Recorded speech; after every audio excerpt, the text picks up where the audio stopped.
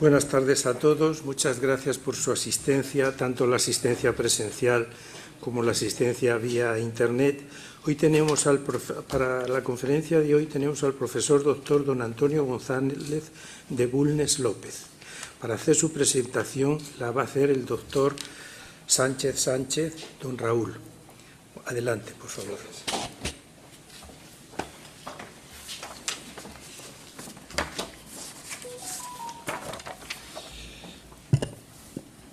Buenas tardes. Excelentísimo señor presidente de la Real Academia de Ciencias Veterinarias de España, excelentísimos señores académicos, señoras y señores presentes en la sala, así como quienes están conectados a través de Internet, con especial cariño a nuestros seguidores hispanoamericanos. Es para mí un honor dar la bienvenida a todos ustedes a esta sesión de la Real Academia de Ciencias Veterinarias de España y presentar al profesor doctor Antonio González Bulnes López. El doctor González Bulnes obtuvo el título de licenciado de veterinaria en 1991 y el de doctor de veterinaria en 1997, ambos por la Universidad Complutense de Madrid. Entre 1997 y 1999 realizó estancias postdoctorales en Edimburgo y Nottingham.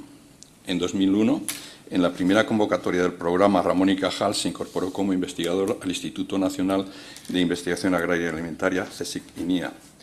Pertenece a esta ente, al CSIC-INIA, como funcionario de plantilla.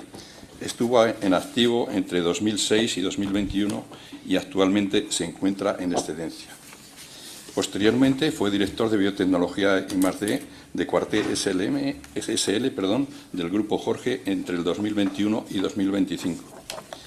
En la actualidad desempeña los cargos del profesor catedrático del Departamento de Producción y Sanidad Animal de la Facultad de Veterinaria de la Universidad CEU Cardenal Herrera y responsable de Prospectiva e Innovación en Mensoft Consultores SL. Como compañero y amigo que he sido, puedo decir que Antonio ha desarrollado una destacada trayectoria como investigador en reproducción animal en el INIA CSIC, donde ha demostrado ser profesional riguroso, constante, profundamente comprometido con la ciencia. Fruto de ello es una producción científica muy relevante con numerosas publicaciones que han contribuido de manera significativa al avance del conocimiento en ganado porcino. Gracias a ese empeño constante para mejorar y avanzar, Antonio ha sabido evolucionar profesionalmente, ampliando su campo de acción desde la investigación hacia la docencia y el mundo empresarial. La conferencia que hoy nos presenta lleva el título Efectos de la nutrición y el estilo de vida en la función reproductiva femenina, aportaciones de modelos animales. En ella, el doctor González Bulnes compartirá resultados de gran interés obtenidos a lo largo de sus proyectos de investigación, resultados que, sin duda, aportan nuevas perspectivas sobre la relación entre nutrición, sistemas de producción y función reproductiva. Estoy convencido de que la conferencia será de gran interés para todos los presentes y que constituirá, sin duda, una excelente oportunidad para aprender, reflexionar y debatir. Muchísimas gracias. Gracias, doctor Sánchez. Tiene la palabra el doctor González de Bulnes López. Buenas tardes, muchísimas gracias. Excelentísimo señor presidente, excelentísimos señores miembros de la mesa, excelentísimos académicos y compañeros y amigos que me quieren acompañar en esta tarde. Quiero agradecer a la Real Academia de Ciencias Veterinarias y especialmente al doctor don Raúl Sánchez por la invitación a compartir esta tarde con ustedes. Para mí, digamos que,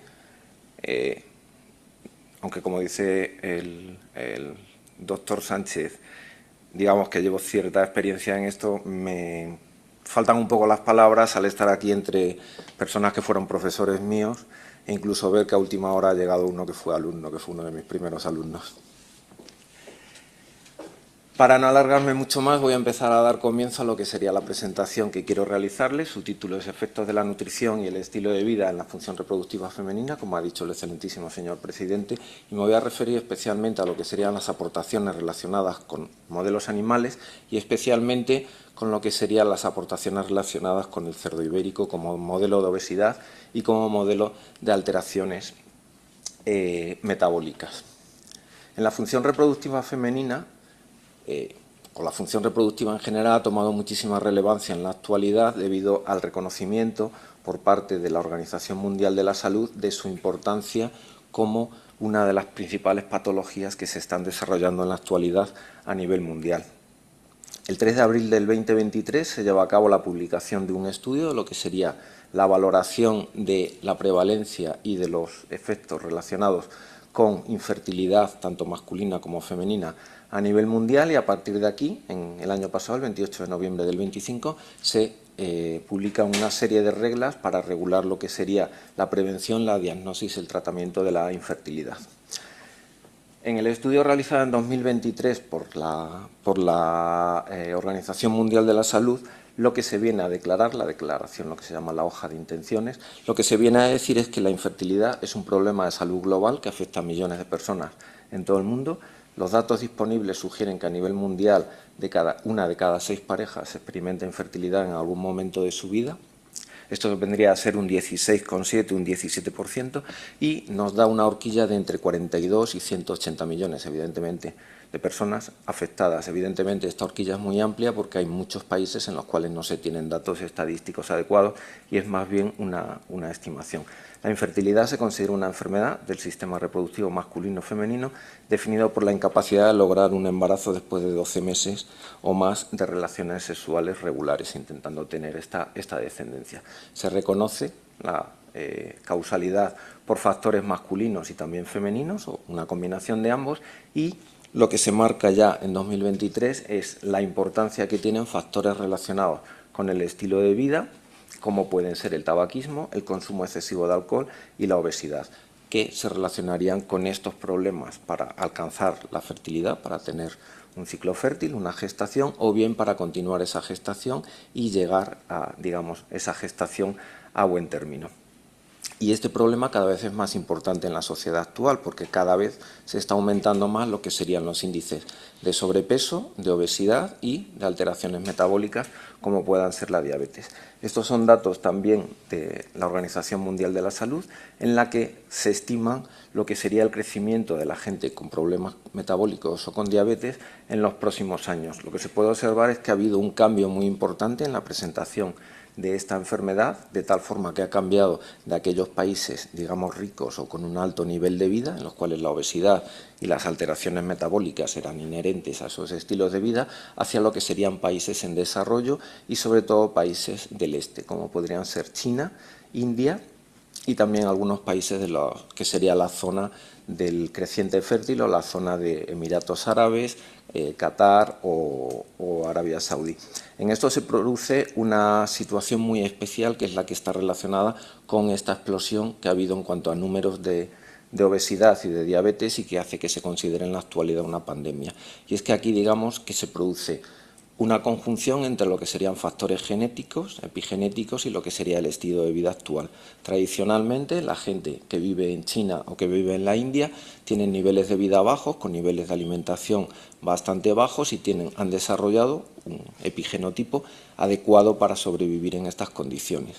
En la actualidad tienen una alta disponibilidad de alimentos especialmente calóricos, y esto hace que se hayan disparado los números en cuanto a lo que serían eso: sobrepeso, obesidad y alteraciones relacionadas, alteraciones metabólicas relacionadas. Y realmente el problema que se está preveyendo en el futuro sería África. El día que en África se empiece, digamos, a aumentar el nivel de vida, a aumentar el consumo de alimentos, tienen esa misma genética, esa misma dotación genética y esas mismas características en cuanto a epigenotipo, y se espera que haya un aumento muy grande de lo que sería la incidencia de estas enfermedades.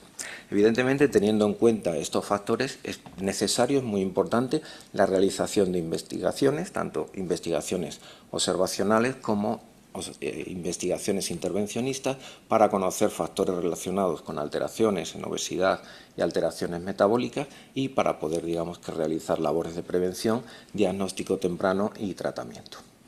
Sin embargo, en el caso de los humanos, por evidentes razones éticas, no podemos llevar a cabo una investigación intervencionista, con lo cual entramos en la necesidad de trabajar con modelos animales. Los modelos animales en medicina han estado muy asociados siempre al hombre. Esta representación que tenemos aquí es una representación de la exposición de Galeno al emperador Adriano de lo que sería la anatomía. Podemos observar que tienen un cerdo encima de la mesa y que se lo está exponiendo tanto a Adriano como al Consejo de Sabios en Roma. En los años siguientes se sigue trabajando muchísimo con todo lo que serían modelos animales. Esto no nos vamos a extender, pero estaría principalmente relacionado con lo que sería la prohibición de realizar autopsias y realizar lo que sería estudios post-mortem en el caso de humano.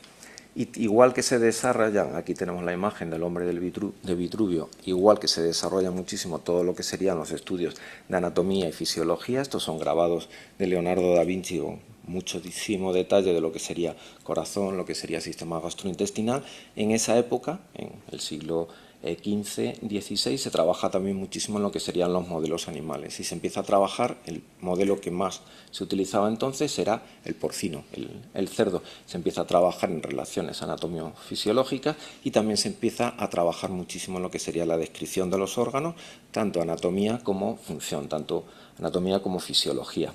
En el siglo XVIII es cuando, finales del XVII, principio del XVIII, es cuando hay un mayor apogeo de lo que serían los modelos animales y, como hablaba, principalmente del porcino, con grabados de tanta calidad como este que podemos observar del aparato genital de una cerda y abajo lo que sería el ovario con o sin ovulaciones, como podemos observar aquí, o detalles tan buenos como sería lo del desarrollo embrionario y fetal y la placentación en estos modelos.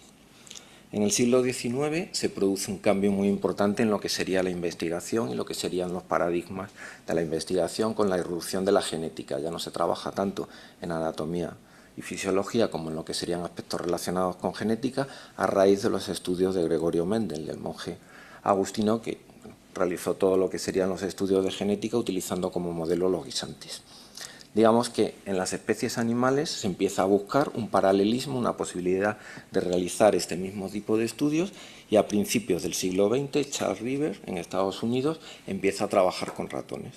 Empieza a realizar esos primeros estudios con ratones debido a las ventajas que tiene la similitud genética entre individuos, la poca variabilidad genética que hay entre individuos. Y se empieza a instaurar el roedor, principalmente el ratón, tanto rata como ratón, pero principalmente el ratón, como modelo animal. Tenemos que admitir que los roedores tienen ventajas muy importantes relacionadas con la facilidad de su alojamiento, lo que sería el coste de mantenimiento de esos animales, la facilidad de manejo y también que tienen un ciclo vital muy corto, con lo cual podemos realizar estudios, digamos que en periodos muy cortos de tiempo y esto nos facilita lo que serían las repeticiones de los modelos. Como grandes ventajas también tienen la facilidad de su modificación genética y también el hecho de tener un genoma secuenciado. Sin embargo, esto mismo también está relacionado con inconvenientes de este modelo, entre ellos el pequeño tamaño, que dificulta muchísimo todo lo que sería el muestreo de estos animales y lo que sería la utilización de estudios secuenciados en los cuales tomemos muestras periódicas o la utilización de tecnologías como puedan ser ecografía, radiografía o resonancia magnética que tenemos que adaptar a estos animales. Tiene un ciclo vital muy corto, con lo cual procesos relacionados con enfermedades muy largas en el tiempo, patologías muy largas en el tiempo o patologías relacionadas con senescencia hacen necesario la utilización de cepas específicas y tienen patrones de desarrollo muy diferentes. Entre ellos el principal es que la maduración a nivel reproductivo se produce después del nacimiento. El feto, el neonato cuando nace no tiene completamente madurado lo que sería todo su sistema hormonal, todo su sistema endocrino. Además hay diferencias en la biología celular y tisular muy importantes entre lo que serían roedores y humanos, hay diferencias muy importantes en las rutas metabólicas y endocrinas y también en la fisiología de órganos y sistemas. Y en realidad en los últimos años se está empezando a relacionar un poco lo que sería,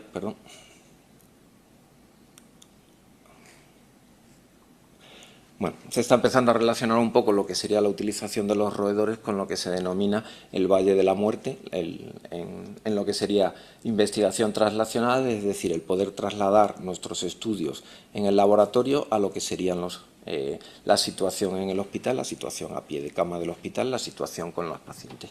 Y esto se ha relacionado muchísimo con estas diferencias. Y aquí es donde creo que se me ha atascado.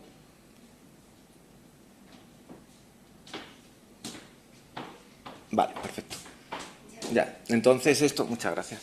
Entonces esto, digamos, que nos lleva a reconsiderar lo que sería la utilización de los grandes animales. Entre los grandes animales, en el texto correspondiente a la conferencia he detallado más lo que serían trabajos con otros modelos, como pueden ser la oveja o como pueden ser el conejo. En esta presentación me voy a centrar principalmente en lo que serían los modelos porcinos. Los modelos porcinos partimos de la premisa de que el cerdo comparte numerosas características anatómicas y fisiológicas con el ser humano. En realidad, si exceptuamos a los grandes simios, el cerdo es el animal que más similitudes anatómicas y fisiológicas tiene con el hombre. Las ventajas como animal de laboratorio están relacionadas con el tamaño y un carácter adecuado para el alojamiento y manejo de estos animales. En la actualidad ya tenemos la secuenciación genómica completa del cerdo y esto nos abre la posibilidad de tener distintos modelos. Podemos tener modelos transgénicos, pero también podemos utilizar modelos quirúrgicos y químicos para diferentes patologías.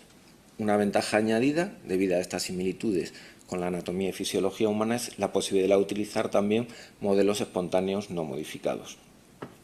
Otras ventajas estarían relacionadas con lo que sería su cría y su manejo. Es muy fácil lo que sería la cría y el mantenimiento de líneas.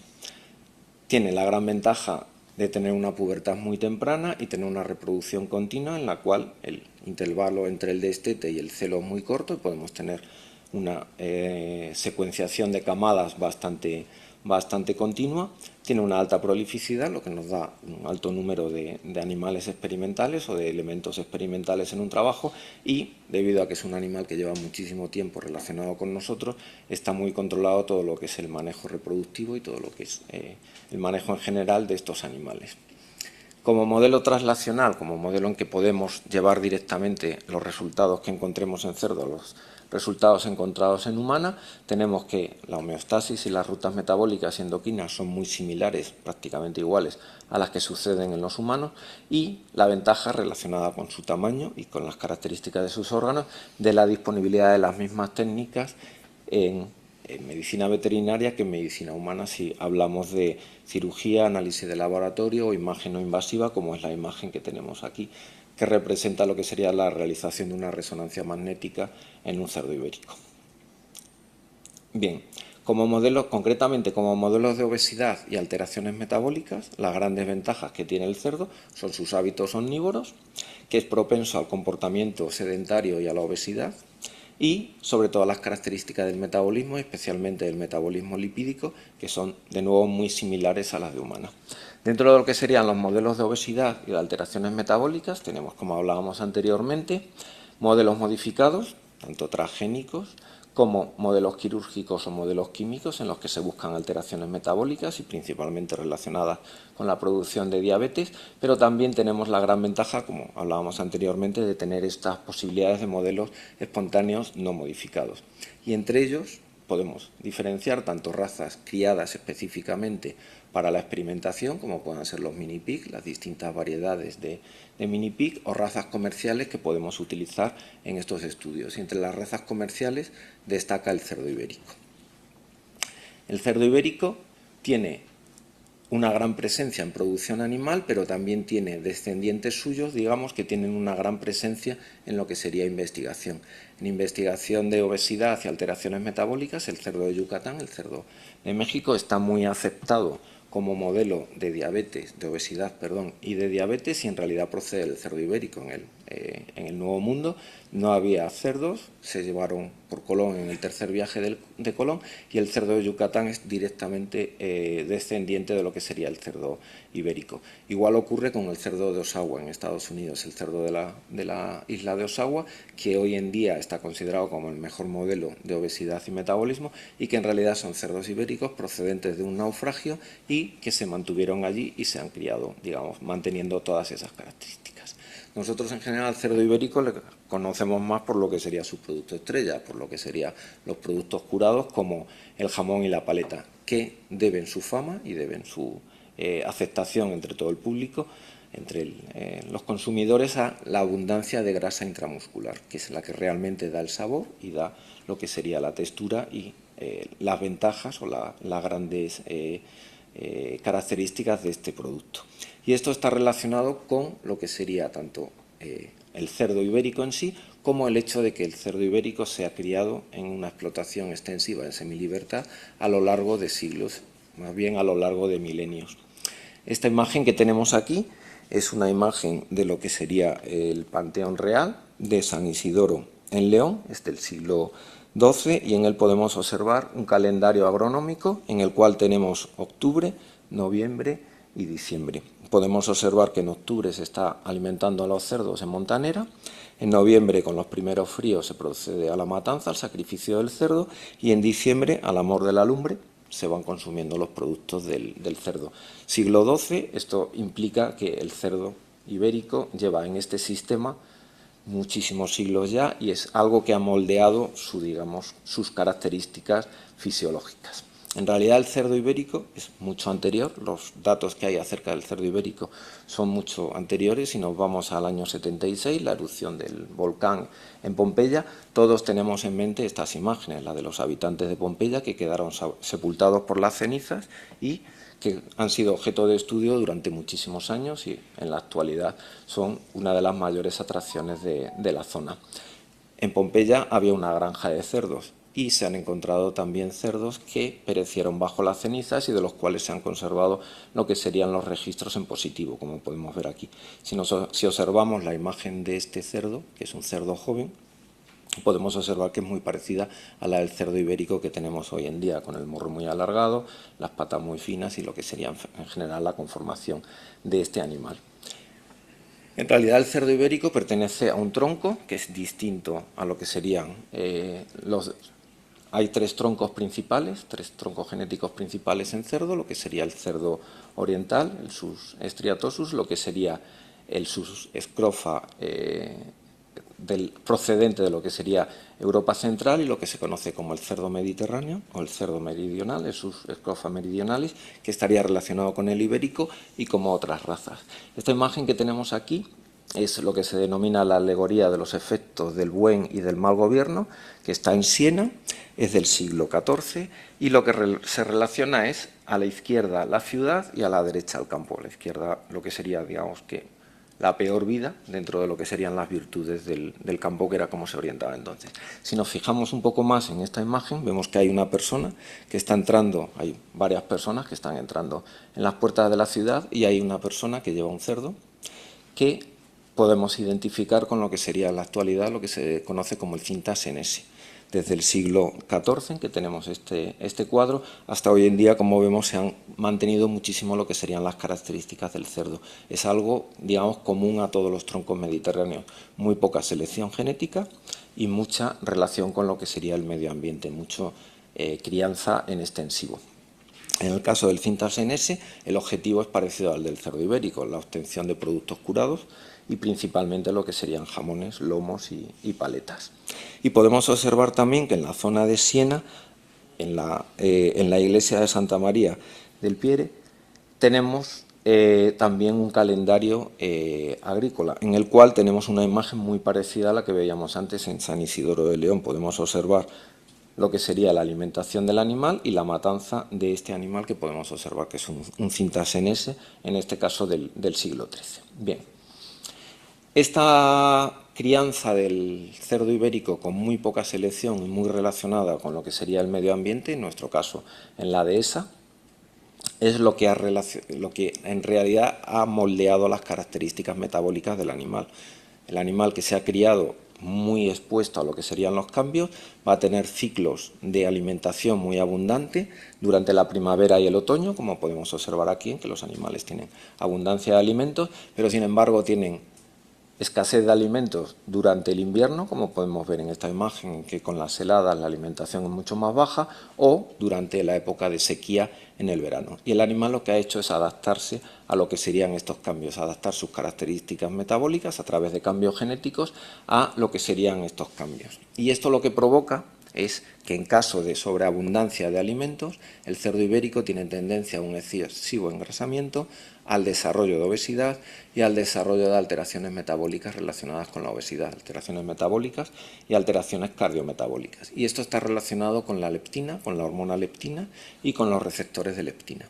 La hormona leptina es la hormona de la saciedad, la secreta la grasa y en realidad cuando tenemos un cierto nivel de engrasamiento, tenemos niveles de leptina muy altos en sangre y lo que nos está diciendo es que nos estamos poniendo gorditos, que dejemos de comer y que empecemos a hacer un poquito de ejercicio para bajar nuestra condición corporal.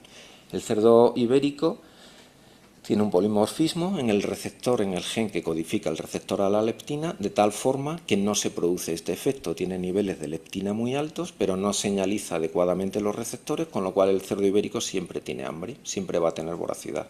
Este efecto se ha relacionado con lo que se denomina el genotipo ahorrador y que fue descubierto en 1975-76 en los indios Pima de Estados Unidos. La tribu de los indios Pima es una tribu dentro de los cherokees que se caracterizaban por ser de las tribus más aguerridas que había dentro de lo que serían las planicies americanas. En el siglo XIX eran individuos muy musculados, muy con unas características corporales y con unas características, digamos, que fisiológicas muy adecuadas, pero en los años 50-60 del siglo pasado, 1950-1960, pasaron a ser la población con más incidencia de obesidad y de diabetes a nivel mundial. Estamos hablando de incidencias de un 50-60% de obesidad y de un 40-42% de diabetes. ¿Qué había ocurrido? Que hubo un desajuste muy importante entre lo que era su genotipo, este genotipo ahorrador. Los indios Pima estaban acostumbrados a comer proteína casi exclusivamente y digamos que a comer proteína cuando cazaban esos bisontes o cuando cazaban los ciervos o cazaban los animales, juntaban el escasez de alimentos, ejercicio muy intenso. Y esto modela el genotipo ahorrador, lo que hace es desarrollar esta resistencia a la leptina de tal forma que tú en las épocas de abundancia aumentas tus reservas corporales y las utilizas en las épocas de escasez. Como los indios Pima nunca volvieron a tener esa escasez, digamos, ni esa vida activa, sino que pasaron a una vida sedentaria y a una vida con abundancia de alimentos altamente energéticos, se produjo todo lo que sería esta obesidad, todo este desarrollo de obesidad y de alteraciones cardiometabólicas. Y esto es lo mismo que ocurre en el cerdo ibérico, es el mismo genotipo ahorrador y el cerdo ibérico, como decíamos, se relaciona con un alto contenido en grasa intramuscular, pero también un alto contenido en la grasa subcutánea y en la grasa visceral. En cuanto tiene exceso de alimentos, empieza a almacenar esa energía que le dan los alimentos en exceso y la forma más barata de almacenar energía y la forma más barata y más rápida de utilizar esa energía es mediante los depósitos de grasa. En esta imagen tenemos en la parte superior corte longitudinal, parte inferior corte transversal, a la izquierda tenemos un cerdo de raza Larguite, a la derecha un cerdo de raza ibérica. Y en este caso es un cerdo de raza ibérica con una dieta de mantenimiento, no se ha buscado un engrasamiento excesivo. En blanco tenemos lo que serían los depósitos de grasa. Podemos observar la diferencia entre el depósito de grasa del cerdo ibérico y el depósito de grasa del Larguite. Y podemos observar también la diferencia en lo que serían los depósitos de grasa visceral. Aquí tendríamos el lomo y todo lo que sería la grasa visceral aquí y la diferencia que tenemos con el Larguite. Es decir, hay una tendencia muy importante por parte del cerdo ibérico a esa voracidad y a ese almacenamiento de grasa, a ese exceso de engrasamiento en caso de exceso de alimentos. Aquí tenemos representado, en este caso es una resonancia magnética también, pero en este caso son dos cerdos ibéricos. Un cerdo ibérico con una dieta de mantenimiento, como decíamos anteriormente, tenemos aquí la grasa subcutánea, la C representa lo que sería la grasa visceral, aquí tenemos un cerdo con con una dieta alta en energía. Podemos observar que aumenta muchísimo lo que sería la grasa subcutánea y también aumenta muchísimo la grasa visceral. Tenemos muchísima grasa alrededor de los riñones, pero también tenemos muchísima grasa en todo lo que serían los mesenterios y todo lo que sería, digamos, que el contenido abdominal, lo que se denomina obesidad central en el síndrome metabólico, cuando se almacena grasa en depósitos, digamos, abdominales, en depósitos viscerales. En el cerdo ibérico, si le facilitamos estas dietas altamente energéticas por las que tanta apetencia tiene y le limitamos el movimiento, lo que se va a producir es un síndrome metabólico. El síndrome metabólico se caracteriza por 5 signos principales: obesidad central, es decir, obesidad abdominal, tolerancia a la glucosa alterada debido a la resistencia a la insulina, o sea, lo que se produce es un fenómeno por el cual, para que la glucosa, cuando nosotros ingerimos alimentos, se produce una subida de glucosa, inmediatamente el páncreas, entre una hora, hora y media después, reacciona con una liberación de insulina de tal forma que bajamos la glucosa redistribuyéndola a los órganos. Aquí se va a producir ese mecanismo de resistencia a la insulina para que se aumenten los niveles de glucosa en sangre, para que haya una mayor hiperglucemia. En caso de que entremos en patologías metabólicas, entremos en un síndrome metabólico, esto va a ser el prodromo de una diabetes. Y se producen también alteraciones en lo que sería el metabolismo de los lípidos. Se producen dislipidemia, que es triglicéridos muy altos, con colesterol total muy alto, con niveles muy altos de LDL, el colesterol de baja densidad, digamos colesterol malo, y niveles muy bajos de HDL, el denominado colesterol bueno. Y esto, digamos que sería el prodromo de lo que sería ateromatosis e hipertensión. Estos 5 signos no se encuentran en ningún otro modelo animal que no sea el cerdo ibérico. Incluso modelos de ratones transgénicos o modelos realizados mediante tratamientos farmacológicos se consiguen 3 de los 5 signos, pero no se consiguen los 5 signos a la vez. El cerdo ibérico sí que desarrolla estos 5 signos en caso de abundancia de dietas. Lo que nunca, o por el momento, digamos, se ha llegado a desarrollar es diabetes. Aquí hay una discusión sin tratamiento. Si realizamos tratamientos químicos, sí podemos alcanzar esa diabetes. Pero si no, el páncreas del cerdo, tanto del ibérico como del normal, es muy plástico y consigue adaptarse a estos cambios. Y si ven en un principio, digamos que entra en un prodromo de diabetes, entra en una prueba de diabetes, el cerdo es capaz de equilibrarlo. Claro, aquí tenemos el inconveniente de que los estudios más largos que se han realizado en el caso de cerdos ibéricos han sido de 1 año o año y medio. No sabemos qué ocurriría con tratamientos mucho más largos y en animales de mayor edad, si llegarían realmente a desarrollar esta diabetes. Bien, aquí tenemos representado lo que les decía anteriormente. En las barras en color gris tenemos cerdos ibéricos con una dieta de mantenimiento a lo largo de 90 días. Y tenemos cerdos ibéricos con dietas muy altas en grasa, con casi un 10% de grasa y de grasa saturada, y podemos observar que solo en 90 días ya tenemos diferencias muy significativas en lo que sería el peso corporal y en lo que sería el engrasamiento en cuanto a grasa subcutánea de los animales. Es decir, nos están desarrollando lo que sería ese sobrepeso y en este caso ya con aumento de engrasamiento, con obesidad. Aquí tenemos representado lo que sería dislipidemia.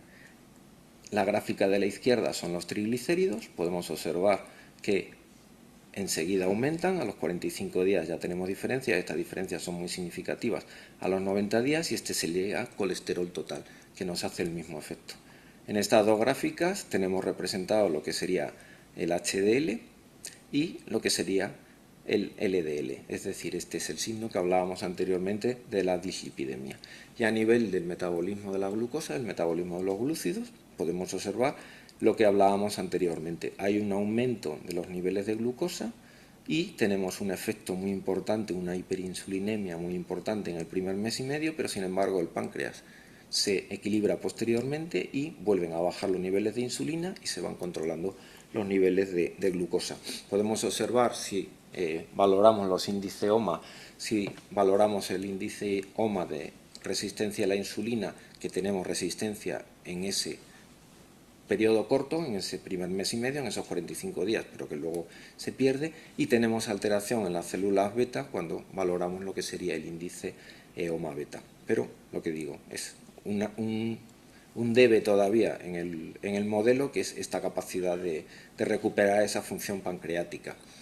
El páncreas se ve tocado porque a los 90 días, a pesar de que funcionalmente se ha recuperado, hay evidencia de esteatosis de lo que sería almacenamiento de grasas a nivel pancreático en el 100% de los animales. Un 27% de ellos, más o menos, en este estudio que estoy presentando, presentaban esta esteatosis moderada, y severa llegó a ser en prácticamente la mitad. Con lo cual digo que si siguiésemos esto en el tiempo, creo que se podría establecer un modelo de diabetes.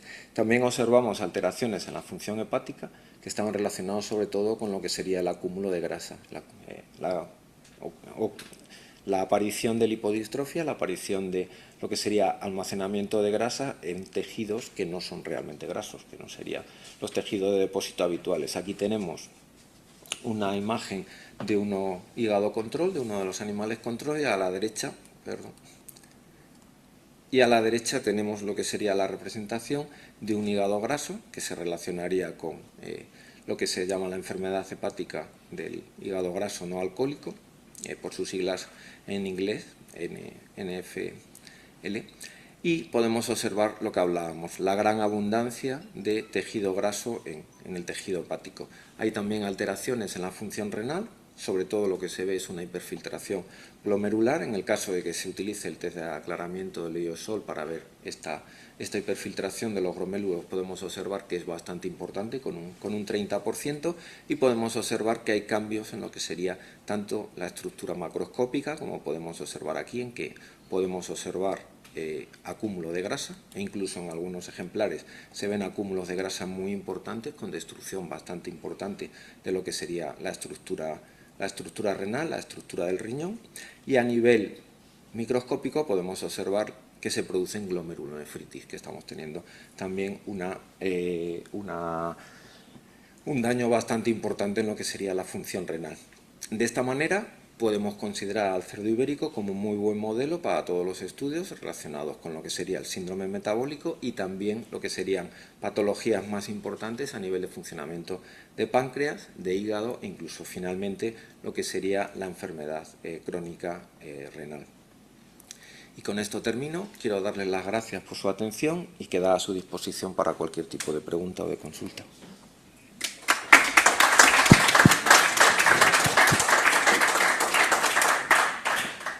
Muchas gracias, doctor González de Bulnes, por su exposición. Y ahora pasamos al turno de preguntas. Si alguien quiere intervenir, por favor.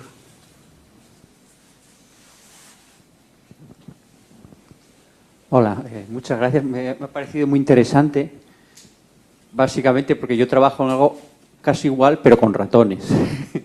Entonces, una de las cosas que nosotros solemos mirar es, vale, un animal engorda más, y la pregunta siempre es ¿por qué come más? ¿Porque se mueve menos o gasta la energía diferente? Entonces, en ese modelo que ha explicado también de comparar el cerdo blanco con el cerdo ibérico, ¿el cerdo ibérico come más o come lo mismo y se mueve menos? ¿Se sabe eso? El cerdo ibérico, aquí entraría el tamaño corporal. En relación al tamaño corporal, el cerdo ibérico come más porque es más voraz. Lo que sí es cierto también que cuando está en libertad, cuando estamos hablando de su actividad montanera, sí que tiene una actividad muy fuerte. No es un cerdo sedentario, digamos, en el sentido de la palabra, sino que se mueve bastante. De hecho, la semana pasada se presentó un estudio que realizó COVAP, la Cooperativa del Valle de los Pedroches, en el cual geolocalizaron a ejemplares ibéricos durante la montanera, y lo que vieron es que el cerdo ibérico recorre una media de 10 kilómetros al día buscando alimento.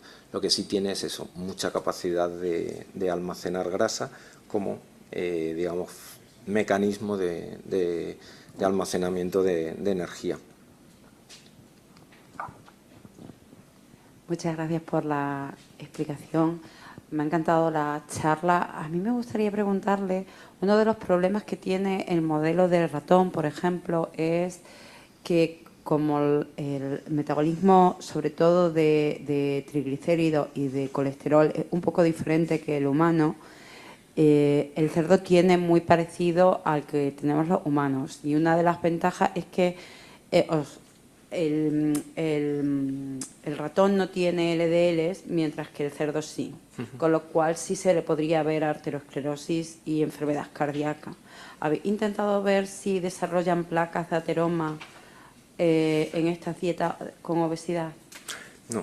No, o sea, lo hemos mirado y no lo desarrollan. Supongo que es algo parecido al tema de la diabetes, que tendría que ser una exposición larga. Hemos tenido los estudios que más tiempo han estado, han sido 480, 500 días.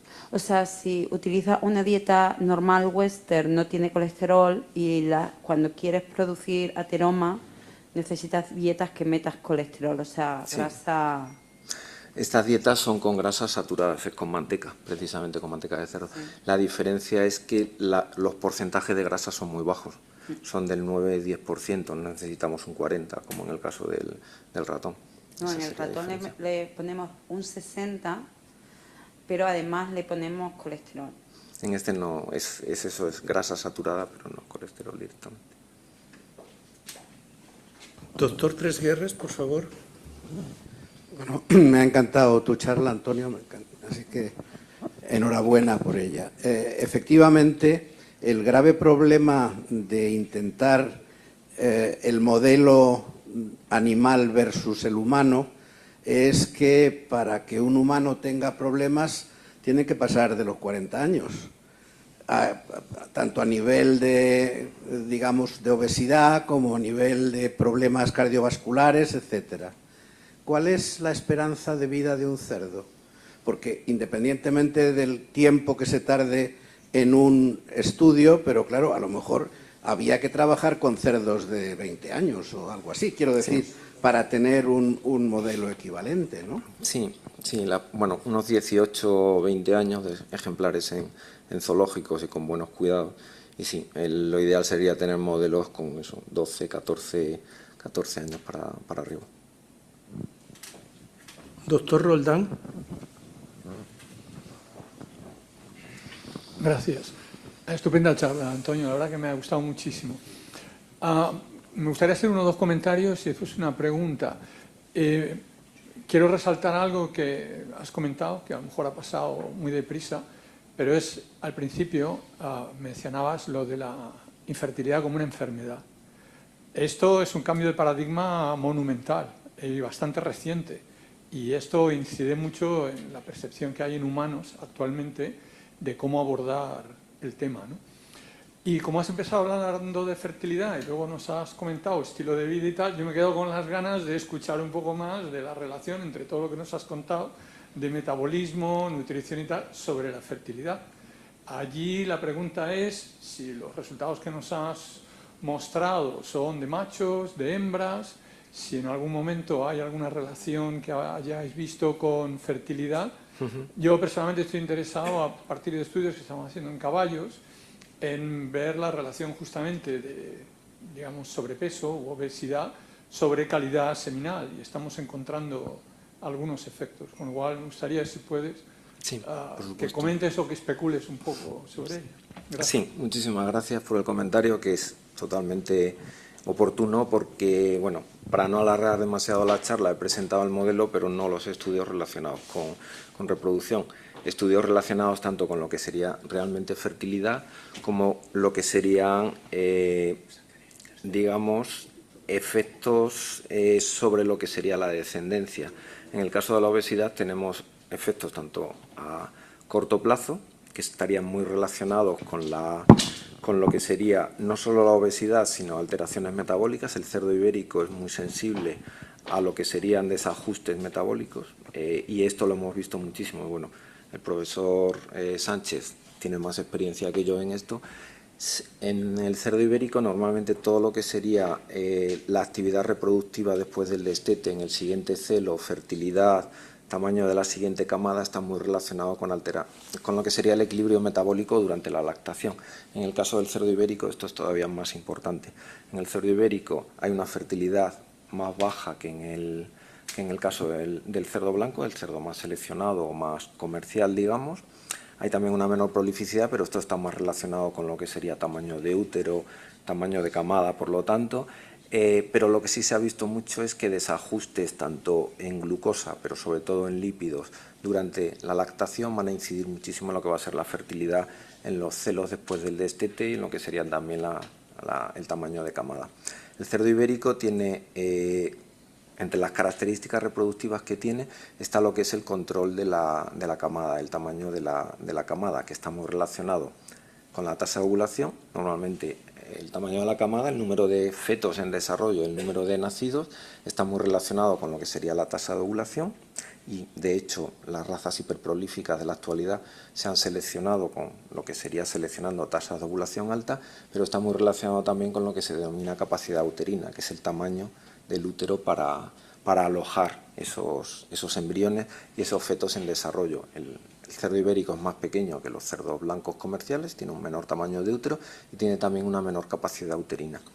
Pero lo que se ha visto también es que en realidad la tasa de ovulación, en lo que tanto se trabajaba, no sería el verdadero limitante de este tamaño de camada del que hablaba. En diferentes trabajos realizados hace ya bastantes años, empezamos a diferenciar como dos líneas distintas de ibérico. Una que efectivamente tiene una tasa de ovulación muy baja, que podía tener 8 o 10 ovulaciones, pero hay otras líneas, no líneas, sino, bueno, sí, líneas dentro de lo que sería la raza, que tienen tasas de ovulación muy altas, de 18 al 20 o 20 ovulaciones, perdón. Lo que ocurre después es que hay una mortalidad muy alta y se baja todo esto. Y lo que se ha visto es que tanto en exceso de engrasamiento en el cerdo ibérico como en el caso de alteraciones metabólicas, estos limitantes son todavía más altos, de tal forma que vamos a tener menor fertilidad y menor tamaño de camadas. Además, a largo plazo tenemos otro aspecto bastante importante, que sería todo el relacionado con la programación prenatal. La programación prenatal, que se encuentra en todas las especies y que, bueno, lo que va a ser inducir una serie de cambios epigenéticos para una mejor adaptación del feto al medio ambiente que espera, son mucho más drásticos en el caso del cerdo ibérico.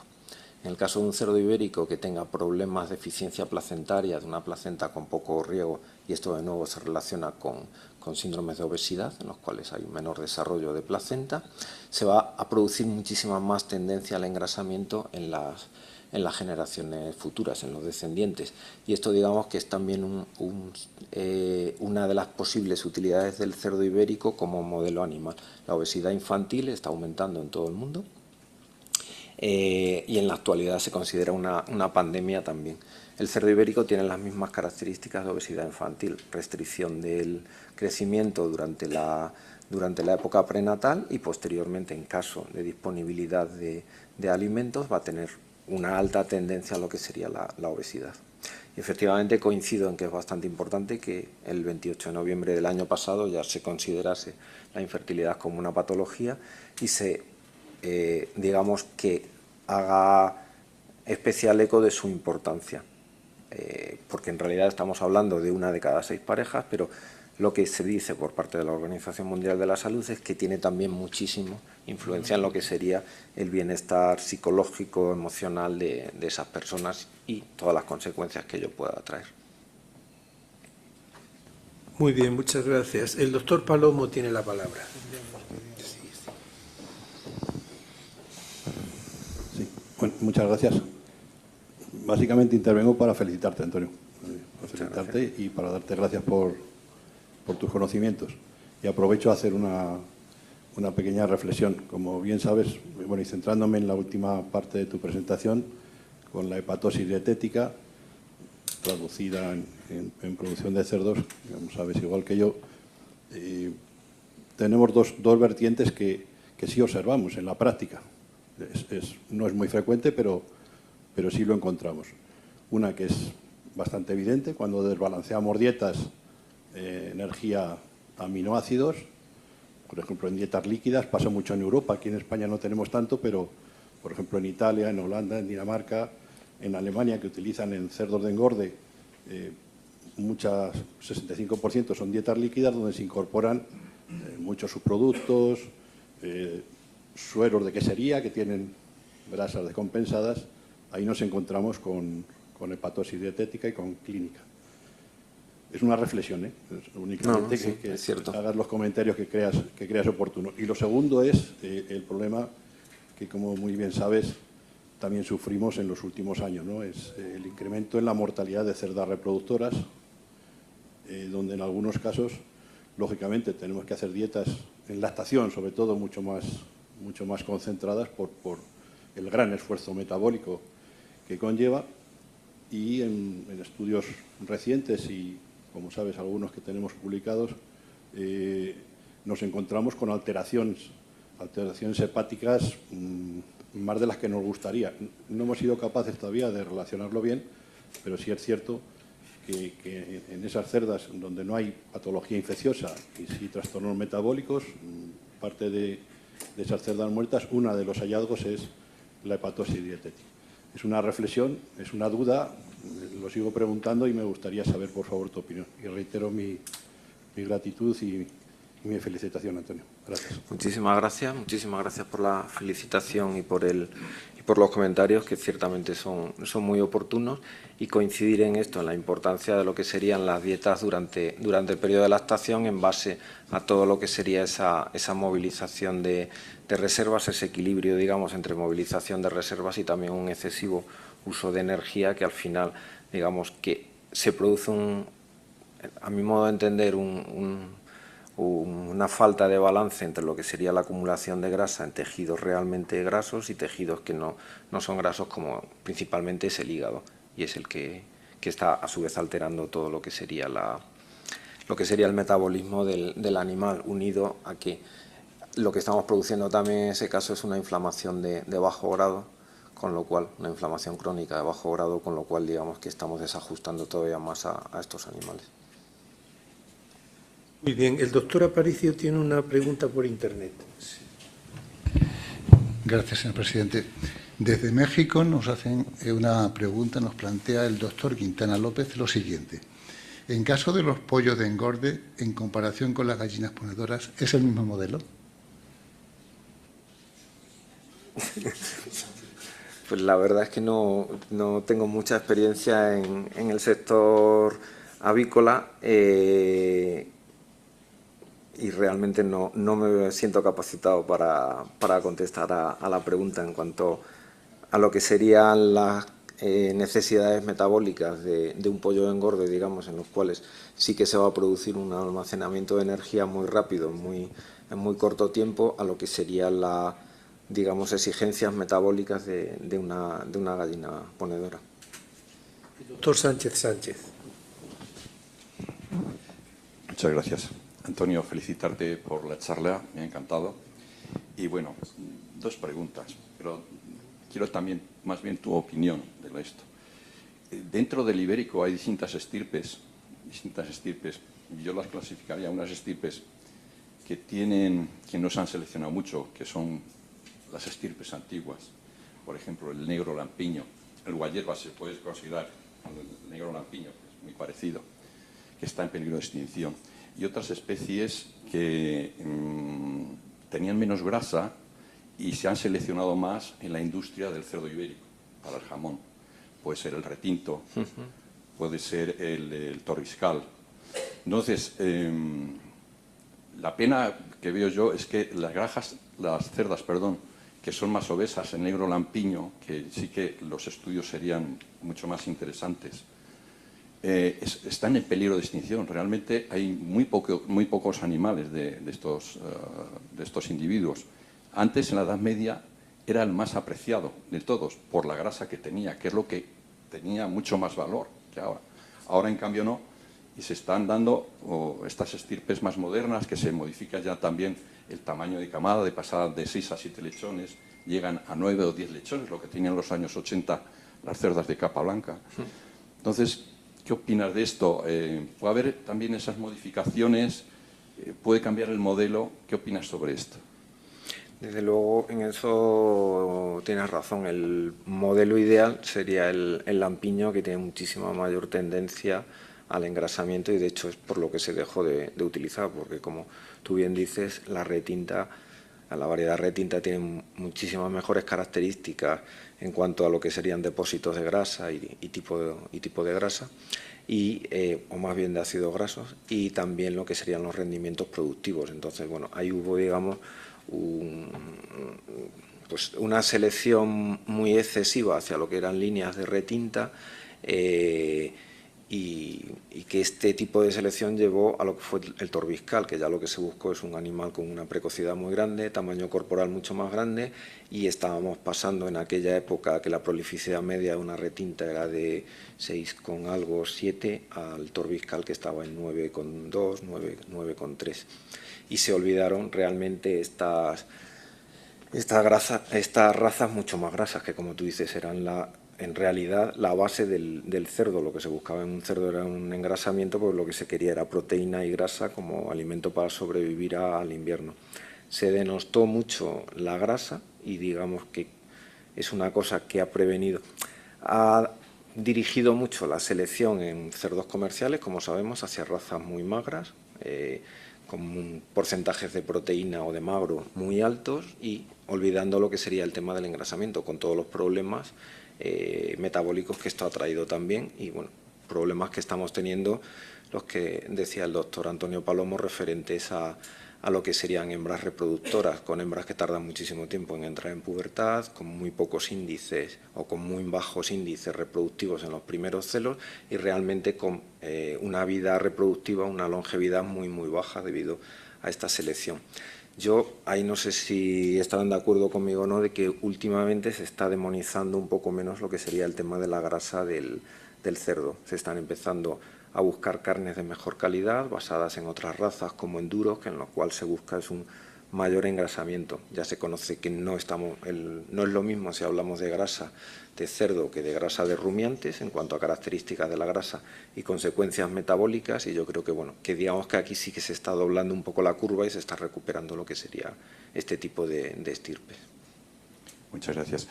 La segunda, y termino, sería, tú que andas por el mundo, has estado en hospitales, trabajando bastante con médicos, ahora te has movido muchísimo por toda España con tus puestos en la industria. ¿Has visto que el modelo del porcino se establece mucho más en hospitales o en núcleos de cerdos que se dedican exclusivamente a vender esos cerdos para estudiarlos? Porque antes solamente existía lo que era el centro de Aranjuez, el de los mini pig con 3 haplotipos. Luego sí sé que ha surgido mucho, pero estoy un poco perdido en eso. ¿Tú conoces que si ha habido mucha más diversificación en los propios hospitales o en esos centros propios? Cuando ya estaba en el INIA y posteriormente después en Grupo Jorge sí que establecí bastantes líneas de colaboración con hospitales y con médicos.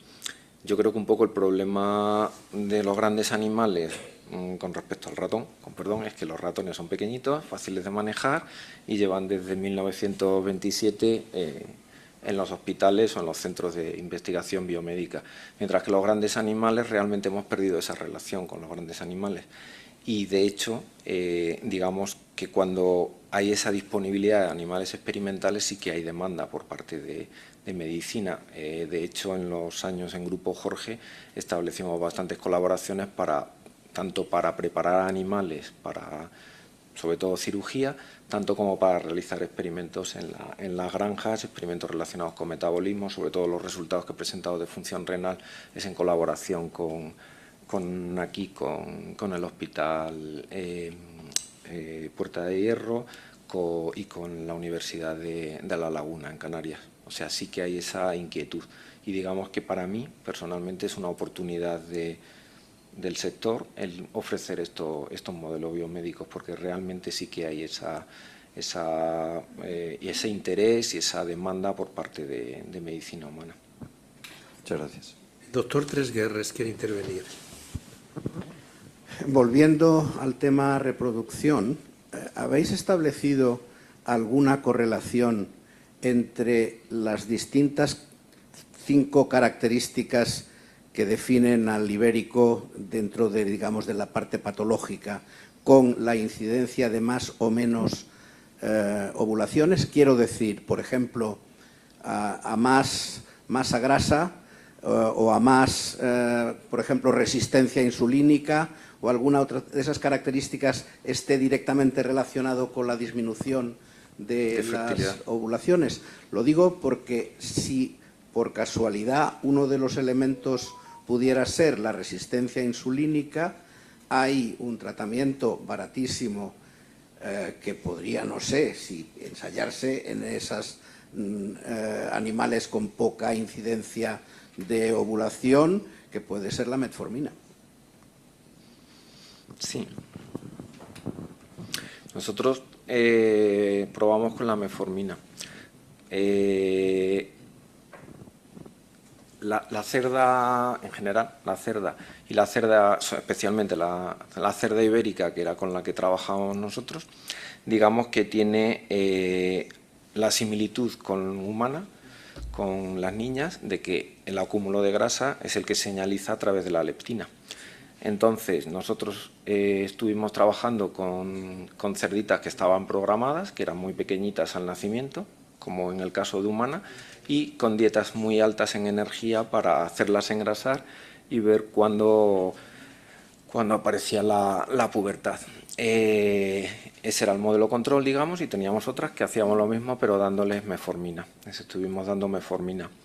Y bueno, la metformina tiene como fama de valer para todo y de ser el ungüento amarillo. Yo no sé si vale para todo, pero el hecho es que las cerditas que tomaban metformina engrasaron muchísimo menos, estaban hipermusculadas, o sea, eran tremendas de pequeñitas, y empezaron la pubertad antes que las otras, al final. Con lo cual sí que podría ser un muy buen modelo para estadios más adultos. Gracias. El doctor Rodríguez Montes tiene la palabra. Muchas gracias. Bueno, yo le quiero felicitar por su brillante conferencia. Yo he aprendido mucho. Quería hacerle un comentario y dos preguntas. Bueno, yo soy cirujano y me ha encantado la exposición histórica que ha hecho al principio, pero si no lo he entendido mal, la experimentación a lo largo de la historia ha sido la base de lo que casi tenemos hoy. Pero quería decir que Leonardo da Vinci ha pasado a la historia no por haber experimentado con animales. Esas imágenes que ha puesto ahí son láminas de da Vinci que están tomadas directamente por da Vinci sobre 80 cadáveres. Sabe que la revolución anatómica empezó concretamente gracias a los pintores que, como no se podía disecar en cadáveres, pues tomaban concretamente modelos de personas vivas, que esos son los famosos cuadros, entre ellos de todos los que quiera, que están en Italia. Dicho esto, le quería preguntar, bueno, muchos modelos experimentales no son extrapolables a la clínica humana. Yo le quería...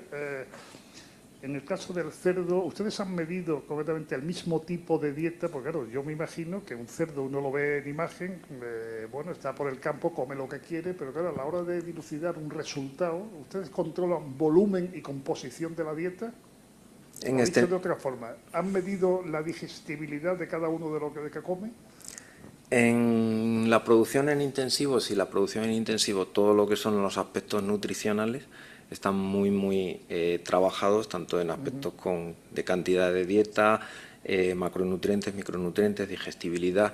En el caso de extensivo, los animales están en la dehesa, se calcula más o menos. O sea, que está calculado. Sí. Los trabajos que he presentado son todos en intensivo y estaban con las dietas... O sea, no son estudios metabólicos, estudios de balance, ingesta, excreción, no se hace... Los que hemos presentado nosotros no, pero sí que hay grupos en España, concretamente en el Zaidín en Granada, que realizan este tipo de estudios. Yo estudié en Granada, por eso le he hecho esta pregunta. Bueno, muchas gracias y enhorabuena. El doctor Tarazona tiene la palabra. Muchas gracias. Lo primero, felicitarle por la excelente presentación. Yo trabajo en toxicología y uno de los aspectos que se asocian posiblemente con los problemas de infertilidad en ser humano es precisamente la exposición a contaminantes ambientales, que está creciendo. Cuando veía su exposición, lo que se me ocurría inmediatamente y en conexión con esos problemas metabólicos y problemas hepáticos que se mencionan es que claro, lo que vamos a tener en estos animales que tienen mucha grasa durante un tiempo y después, o bien como consecuencia de la reproducción o bien por falta de alimentación, pierden esa grasa inmediatamente. Esa grasa ha estado acumulando un montón de compuestos xenobióticos, algunos de ellos disruptores endocrinos, durante mucho tiempo que se liberan al torrente sanguíneo de forma muy rápida. ¿Hay algún tipo de estudios en ese sentido que puedan asociar esos efectos sobre lo que es la patología de la reproducción o la patología hepática con sustancias químicas y esa exposición a contaminación?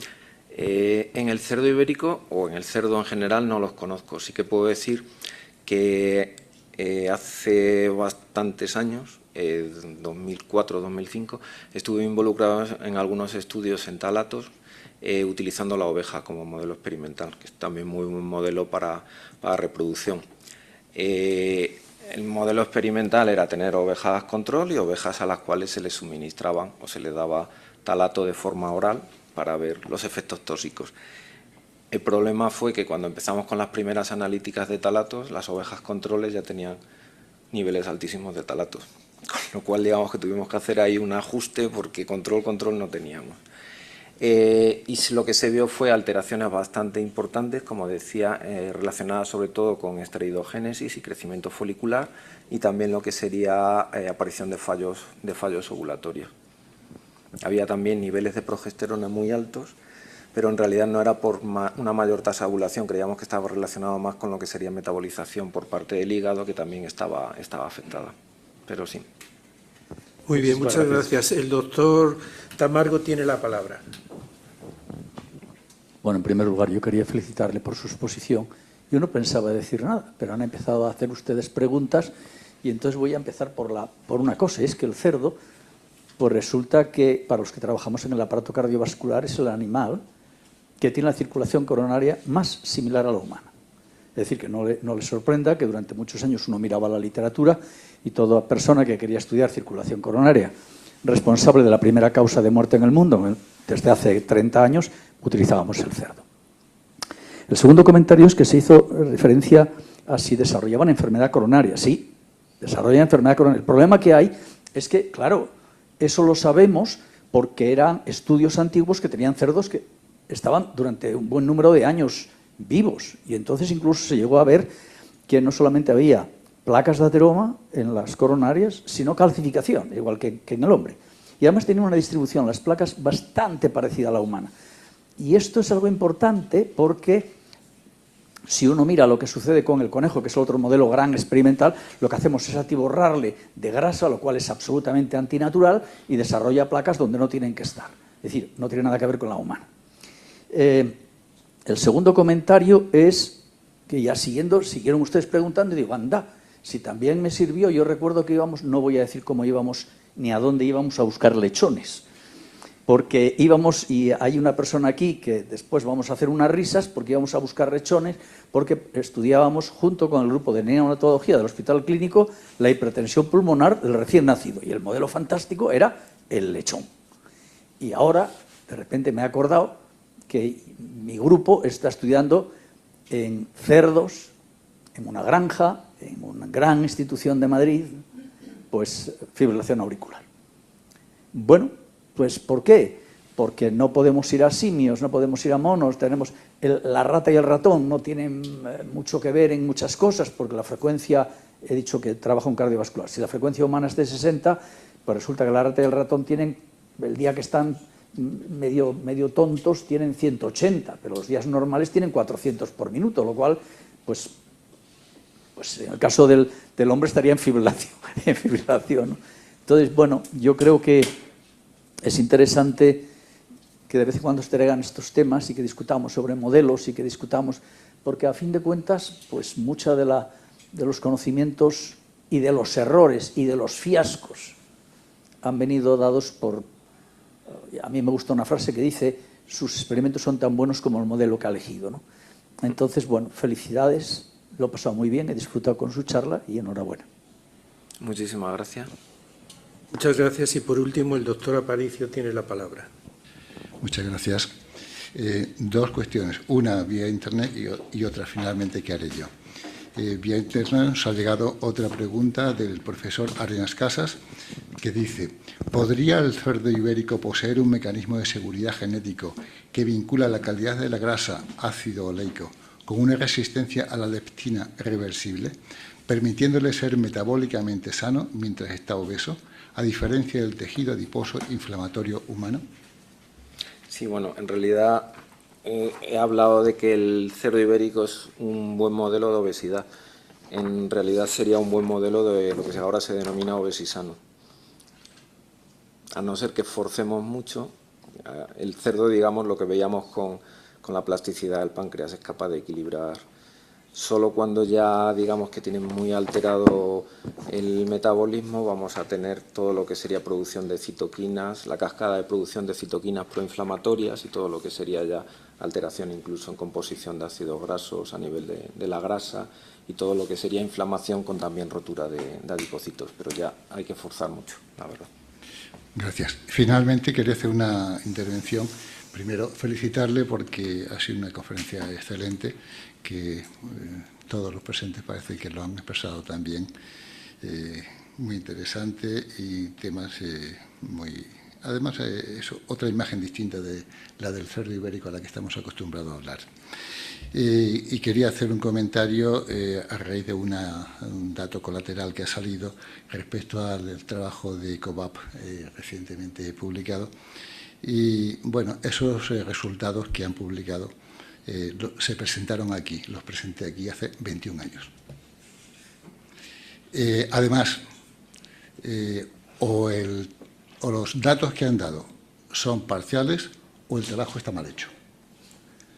Porque eso es lo que camina un cerdo al principio de la montanera, cuando supera el interés explorativo del cerdo al deseo de comer, los 10 kilómetros. Después baja, al final sube un poquito, pero esa no es la media de la montanera. Aproximadamente son los 10 primeros días de montanera, que el cerdo está interesado en explorar el territorio antes que saciar el hambre, aunque la tiene acumulada mucho tiempo. Y una vez que ya identifica dónde están las mejores encinas, entonces ya se dedica a comer tranquilamente. Gracias. Muchísimas gracias. Muy bien, pues a mí me resta agradecerle al doctor González de Bulnes su magnífica conferencia. Vista de ello, a prueba de ello es también la viveza del coloquio y lo intervenido que hay. Y como Real Academia quiero hacerle entrega de este diploma que dice: la Real Academia de Ciencias Veterinarias de España otorga el presente diploma de reconocimiento al profesor doctor don Antonio González de Bulnes López por su intervención en la sesión celebrada el día 13 de abril de 2026 con la conferencia titulada Efectos de la nutrición y el estilo de vida en la función reproductiva femenina. Aportaciones de modelos animales. Madrid, a 13 de abril de 2026. Enhorabuena.